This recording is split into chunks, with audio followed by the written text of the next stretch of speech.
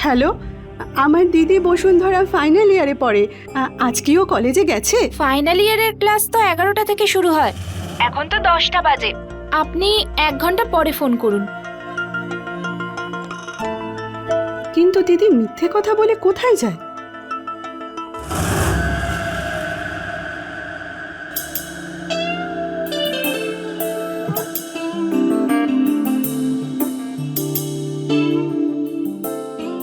হ্যাঁ বাবা, হ্যাঁ আমি জানি দেরি হয়ে যাচ্ছে, কলেজ যেতে হবে। আমি তোমাকে ছেড়ে দিয়ে আসবো, ওকে?